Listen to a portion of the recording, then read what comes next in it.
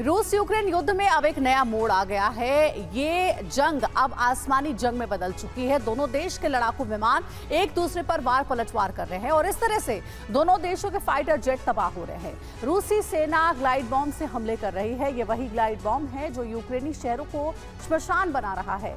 रूस के इन हमलों को काउंटर करने के लिए ज़ेलेंस्की सेना ने ऑपरेशन बॉम्बर शुरू कर दिया है। 100 घंटे से यूक्रेन विनाश की आग में बुरी तरह से जल रहा है।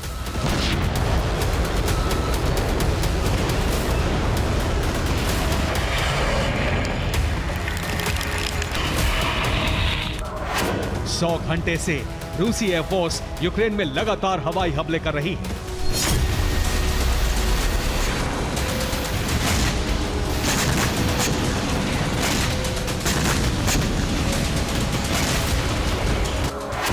सौ घंटे से यूक्रेनी एयरफोर्स को बहुत बड़ी चोट पहुंच रही है।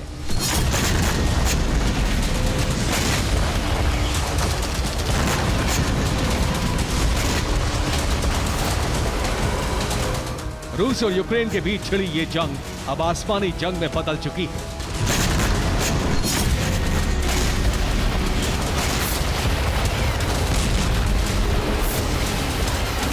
रूसी लड़ाकू विमान ग्लाइड बमों की बरसात कर रहे हैं और यूक्रेनी शहर भस्म होते जा रहे हैं।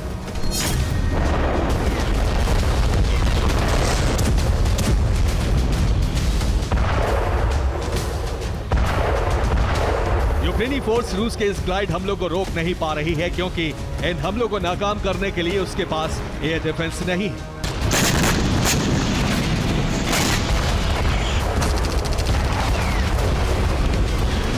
रूसी एयरफोर्स ने क्रीवी रीग के एयरबेस पर हमला किया। हमले में यूक्रेन का MiG-29 लड़ाकू विमान जल गया। एयरबेस पर तैनात यूक्रेन के कई और सैन्य वाहन तबाह हो गए। रूसी रक्षा मंत्रालय ने हमले का वीडियो जारी किया है।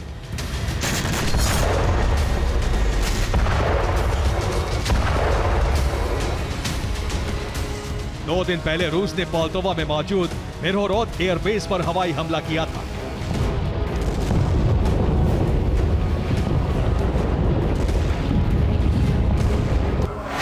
रूसी रक्षा मंत्रालय के मुताबिक हमले में यूक्रेन के 5 Su-27 बर्बाद हो गए।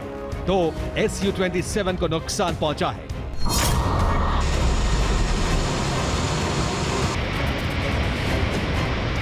रूस और यूक्रेन में जो आसमानी जंग छिड़ी है उसमें दोनों देशों के एयरक्राफ्ट की बलि चढ़ रही है। युद्ध में अब तक रूस के 107 लड़ाकू विमान तबाह हो चुके हैं तो यूक्रेन के 90 फाइटर जेट का खात्मा हो चुका है।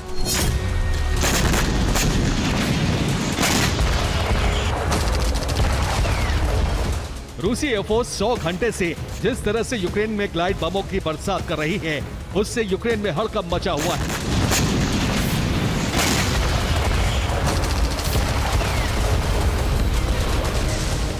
खुद को बचाने के लिए यूक्रेन ने रूसी बॉम्बर और फाइटर जेट को तबाह करने का ऑपरेशन शुरू कर दिया है। यूक्रेनी विदेश मंत्री दिमित्रो कुलेबा ने कहा है, यूक्रेन ये जंग तभी जीत पाएगा जब रूस के लड़ाकू विमान को तबाह करेगा। रूस जिस ग्लाइड बम से हमले कर रहा है वो यूक्रेन के लिए सबसे बड़ी मुश्किल है। यूक्रेन रूसी ग्लाइड बम की काट नहीं निकाल पा रहा है, लिहाजा रूस इसी बम से यूक्रेनी शहरों को पाट रहा है। रूसी सेना एक हफ्ते के अंदर ही यूक्रेन में 800 से ज्यादा ग्लाइड बम गिरा चुकी है। ये सिलसिला यूं ही जारी रहा तो रूस का यही ग्लाइड बम यूक्रेन की हार का सबसे बड़ा कारण सिद्ध होगा। Bureau report, TV9 Bharat.